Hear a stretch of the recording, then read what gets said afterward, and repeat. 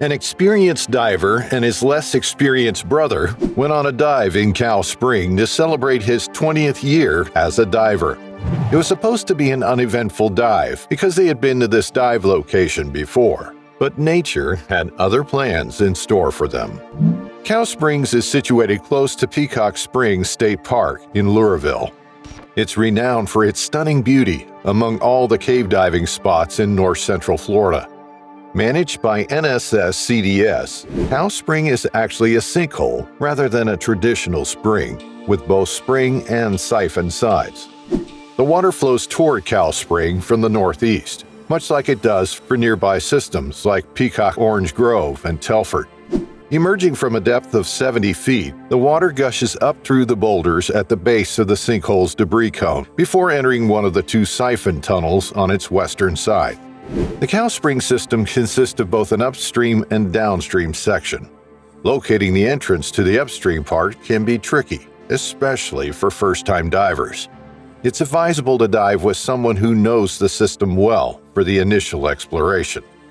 Entering the upstream section of Cow Springs poses a challenge due to a significant restriction.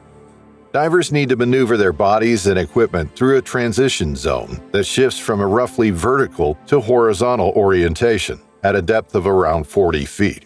The current in this area is usually strong, necessitating the use of a pull rope installed permanently in the front section of the cave to assist with navigation. Despite the challenging conditions, visibility is typically excellent, allowing divers to see clearly to depths ranging from 90 to 110 feet. However, it's important to note that the upstream section of Cow Springs is fragile and demands advanced cave diving skills to explore safely. In the downstream section of Cow Springs lies a siphon, which narrows significantly about 200 feet from the open water entrance. Exploring this part of the cave requires advanced cave diving skills due to the strong water flow. Before entering, divers must have excellent control over their buoyancy to navigate safely. The downstream section features breathtaking clay banks and delicate geophyte formations, which are easily silted out. Additionally, the high flow and additional restrictions beyond the entrance add to the challenge of diving in this area. Therefore, divers need to be well prepared and cautious to protect both themselves and the fragile underwater environment. Dan McCarthy is an admirable cave diver whose love for the underwater world is evident to those around him. After being certified as a cave diver, he made it his life's mission to dive in different locations, and he also set a remarkable milestone by breaking his own record for the deepest cave dive. Dan has been actively involved in various critical diving missions, including shipwreck archaeology and the recovery of human bodies. His expertise has been crucial to successful rescue operations. Years later, he taught his brother Bill how to dive, and they've been dive buddies ever since. Dan and Bill embarked on their second dive together, gearing up as they arrived at the dive site at Cow Spring. Dan emphasized to his brother the importance of buoyancy control in this cave system. Maintaining proper buoyancy is crucial for protecting the fragile formations found within, especially considering the challenges posed by the high flow, additional restrictions, and depth changes beyond the entrance. With these obstacles in mind, they proceeded with caution.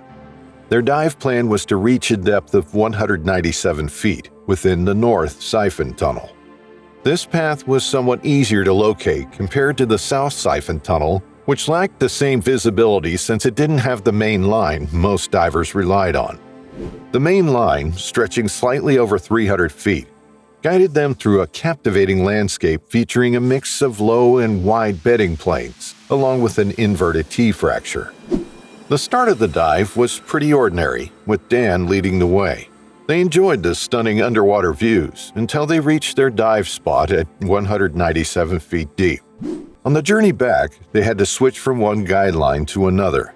Bill went first, grabbing the line and looping it around his neck to free up his hands for the switch. But then, as he tried to secure himself, his buoyancy control device came loose and got snagged on the cave ceiling. In a moment of panic, he kicked and flipped around, inadvertently entangling himself further in the line. Dan swam over to help, but Bill's frantic movements only made things worse, simply resulting in kicking up silt within the cave.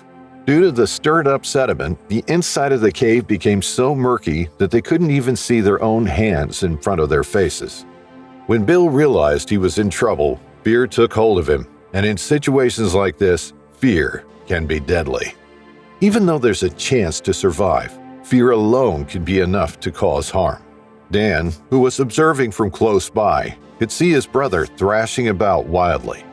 Despite being within arm's reach of the main line that could lead him to safety, he made the bold decision to try and rescue his brother from his desperate situation. But as he moved to assist, the poor visibility caused Dan to also run into trouble.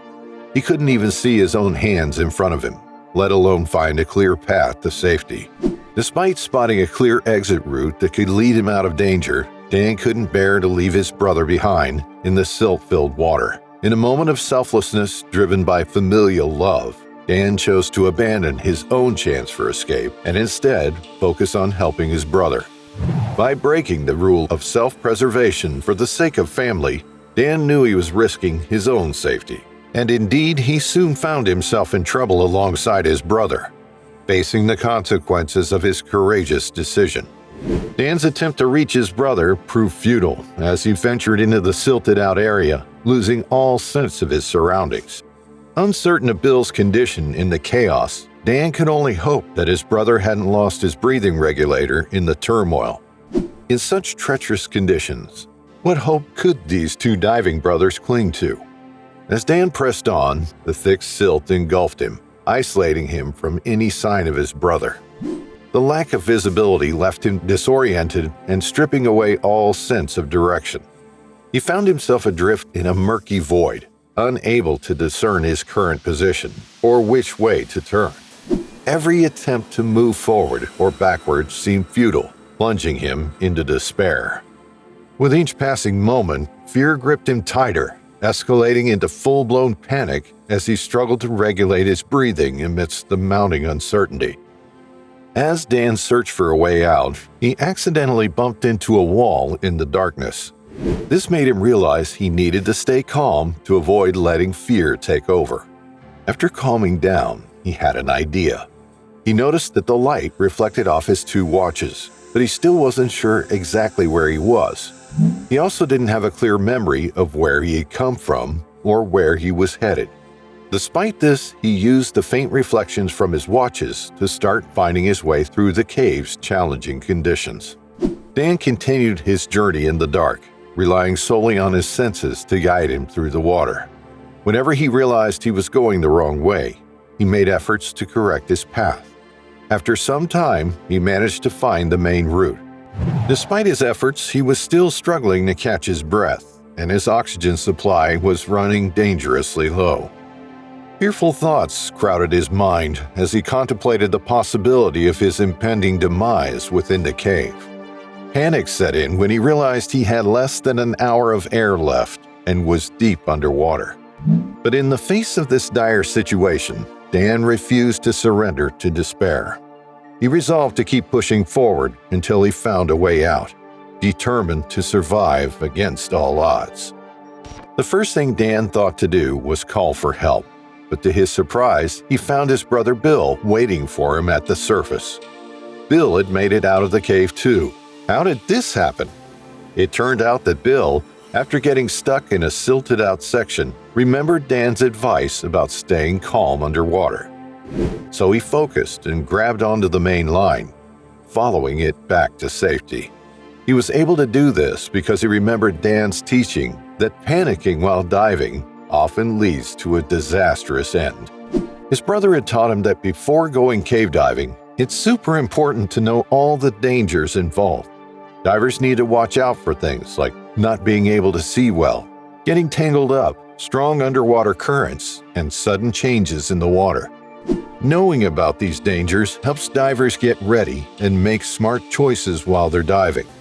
Also, when divers experience poor buoyancy control, they can kick up silt, which makes it impossible to see anything. They might also accidentally let go of the guidelines and get lost trying to find their way back out of the cave. That's exactly what happened to him, but he decided to stay calm and carefully find his way back using the guideline, so he didn't get lost forever underwater. We would like to thank you for watching this video. If you enjoyed watching, take a dive on the like and subscribe buttons and hit the bell icon so you get notified when we come back with another exciting cave diving story.